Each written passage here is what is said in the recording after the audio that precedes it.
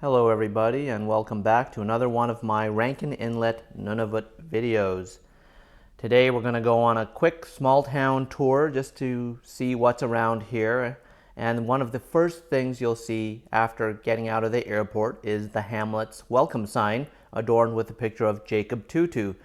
For those of you who don't know, he is the only Inuit NHL player. There's the gate to the hamlet adorned with caribou antlers. It just so happens to be caribou season right now. What better place to start our small hamlet tour than smack dab downtown Rankin Inlet? This quote-unquote main intersection at Suvarctic and Kivalliq is the main intersection of town. We're looking northward down this road right now, and then west, south, and that's the road east. Heading in a southward direction for a Friday night. It's not really night, as you can see, and it'll stay this way for a while during summer solstice. You'll also see our main mode of transport, which is the ATV. Not much is going on a Friday night. There's Canada Post and RBC Bank, and to the right we see the Northern, which is our biggest and main, one of two actually, grocery stores. It has a built-in Tim Hortons, which is self-serve, and it also serves as one of the town's pharmacies. Heading down one of the side roads, we're going to head to the town's main symbol, the monument, the Inukshuk, which is an old Inuit word that means stone man that points the way. Back in olden times, it was used as a landmark, a guidepost, or a place to mark an area of prominence. This one is built atop a hill, and as soon as we get on top of this hill, I can pan around and you can see a little bit more of town from an elevated point of view. And that is what most of the town looks like. Not too many high buildings. The tallest one is 3 stories, and in the background you'll see Hudson Bay, that vast blueness. You'll also see some fuel silos in the background, right in the center, and you'll see some more fuel silos very soon, right there, because this town runs entirely on diesel-electric generators. Sorry, I just want to interrupt the regular programming here because I see an Arctic hare. These things are the size of small dogs, even though it doesn't look like it, and I've been trying to chase one to get a better picture, but I couldn't. So back to our tour. Right here, we're going to see our hamlet's fire hall, and it's also where our EMS ambulance is based. Round the corner, you're going to see one of their more interesting fleet vehicles. Not sure if it's fire rescue or ambulance, or if it's even operational. It is a half-track. Tracks in the back, wheels in the front. Another interesting vehicle we may see around town are these. This is a Bombardier coach. It's another type of half-track vehicle with skis in the front instead of wheels and tracks in the back. These were built in the 1950s to 1960s, and they can hold cargo or be converted for passenger use. This one has been apparently converted for cargo carrying, and you can see the engine is based in the back. There it is, rotting away. Many communities around Nunavut still use these vehicles. I have yet to see one in operation around here, but then again, it is summer. The door still swings open freely, but not much going on here. It's just left to rot. Not far away from it is the carcass of a snowmobile. We'll see these around town as well, pretty common, and another Bombardier. If we keep heading in an eastward direction, we're eventually going to get to the town's airport. And this is one of my favorite places other than a supermarket, because it's what brought me here, and it's the place where I will go when I leave. One of the things you'll notice between this airport and, let's say, Pearson International in Mississauga, Toronto is 1, the lack of traffic, 2, the lack of noise, 3, not much in the way of security, but I don't want to get in any trouble, so I won't go any closer than where I am now. As you can see, you can get a decent look of the airplanes. That's a Calm Air aircraft actually, and it's the aircraft that brought Julia and I into town. So I'm walking down this industrial, dusty road near the airport, and eventually I look over into this little alley and I see something else that's quite interesting. Again, there's not much in the way of barriers to stop people from being mischievous, but again, I don't want to get into trouble, so I don't go any closer. There is a sign to the right that says authorized persons only, but I want to get this shot. This is actually our air ambulance. You see the ECG rhythm tracing on the side of the plane? It actually looks like a bundle branch block to me, but this is what we use to send patients out. Eventually, you're going to get to the dusty, lonely parking lot of Rankin Inlet Airport. And those were the doors I exited when I first got here. It was a little bit more crowded when I arrived, but that's not saying much. I was picked up in a pickup truck and scooted away.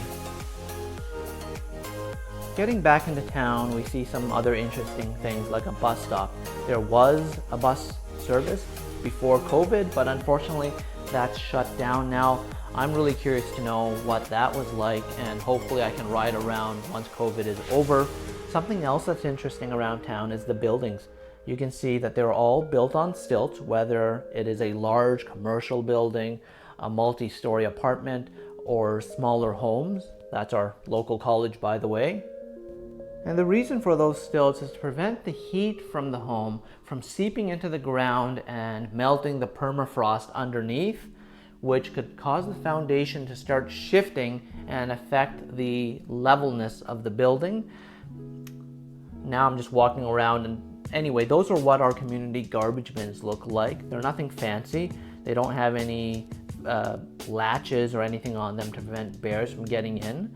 Another interesting thing around town is these fuel drums at every building. That one's elevated, again, like the buildings, to protect it from frost and damage from cold. And the reason why those drums are around, like that one right there, is because this place doesn't have natural gas heating.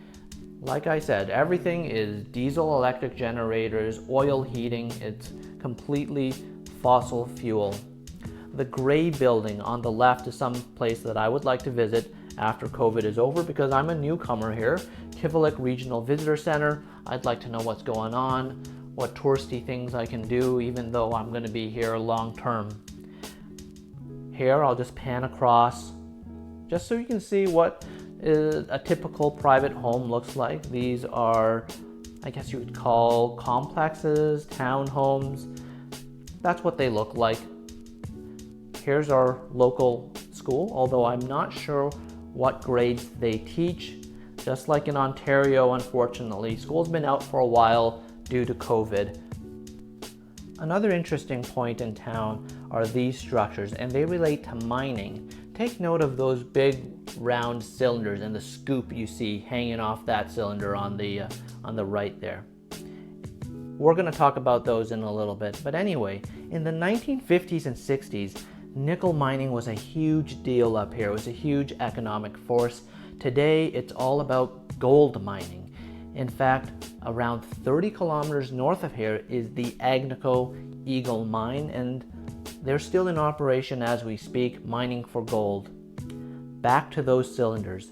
We're going to get close to the gears that make these cylinders move, and how these cylinders operate is that they spin around, and inside the cylinder are steel balls. Have a look at this diagram.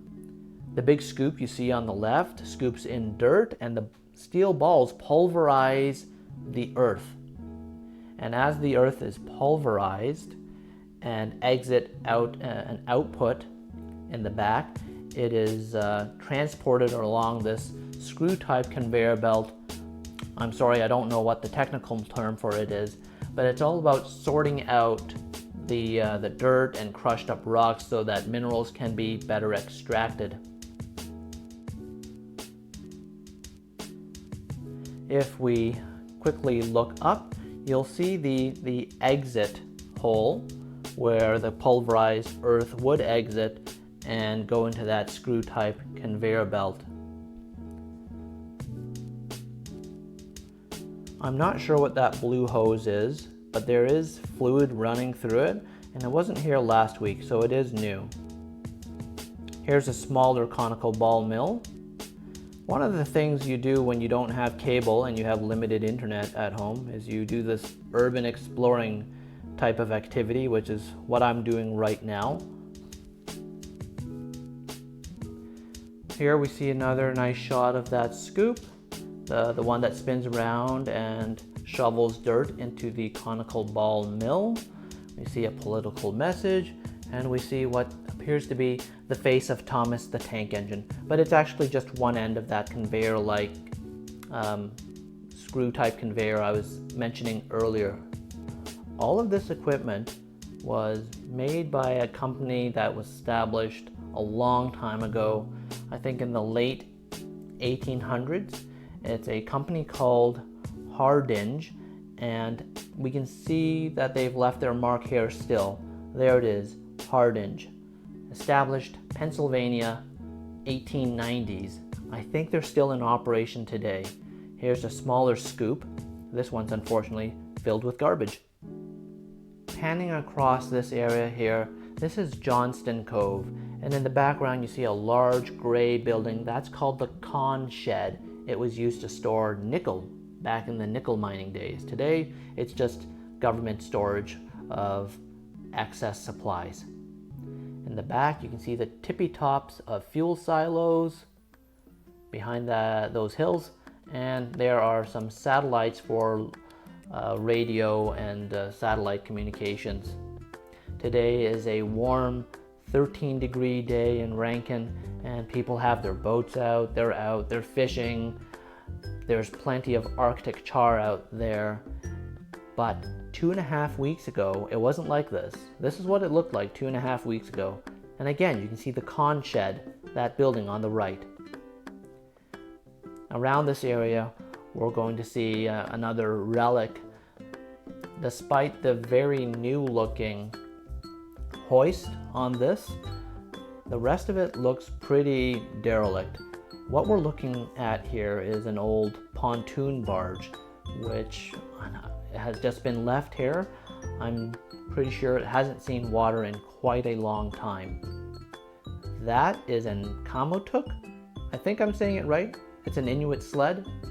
It can carry animals, people, cargo, and this guy is me, walking along, enjoying the day, walking into the sunset. Another good thing about the Kamotuk, that Inuit sled, is that it can even carry a boat if you don't have a traditional boat trailer. These Kamotuks on their little skis, you can see that they've left their mark, these ridges in the dirt.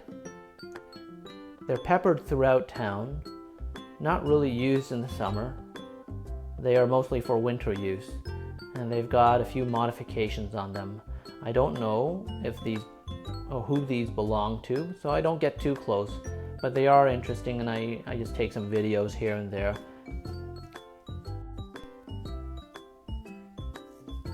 Now, a lot of them have these little cabins on them, and I think you could even throw in a single-sized mattress in there if you're going to pull the kids along for your Arctic adventures.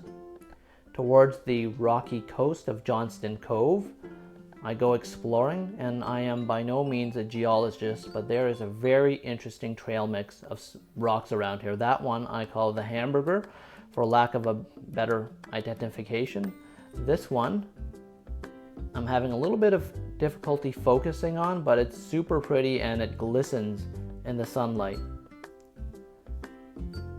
The next stone, a little bit less interesting, but I still think it's interesting. It looks like a kidney or something that looks like ground beef.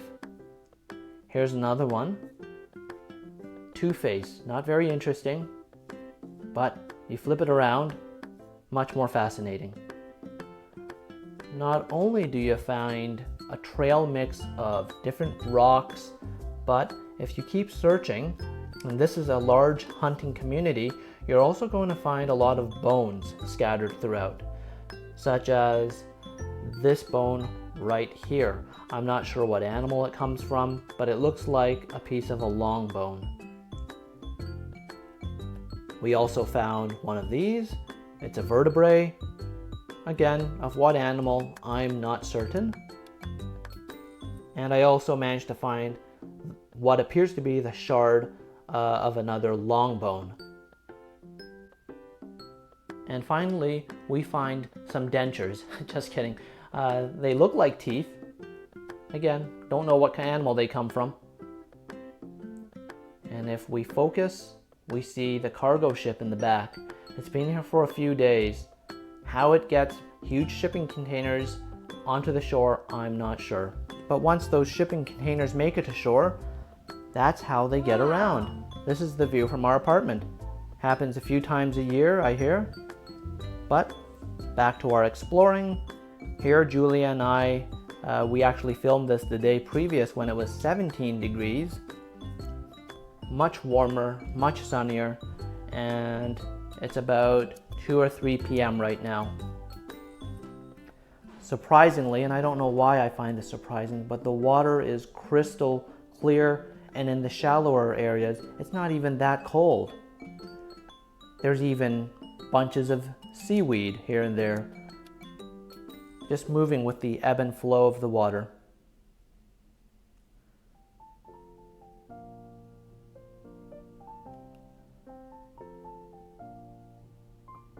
I keep exploring. In the rocks I go, and I find lunch, which I'll save for later. Not bad. Only one though. Not far away from that coast is a sorry looking playground. I've never seen any kids play around here, but it's one of the areas where Julie and I go for our walk-arounds because it's close to these tires, which we had contemplated using for CrossFit, but they got nails in them and they're filled with water. Surprisingly, there's also a baseball diamond. You see, there's a little patch of AstroTurf there. And way off in the distance, in the background, that multicolored building is the town's healthcare center. Up ahead, it doesn't look like much, surrounded by boulders, is a running track. It's a gravel running track. It's probably only about 150 meters, but it does the job. Some more shipping containers and an unfortunate bird.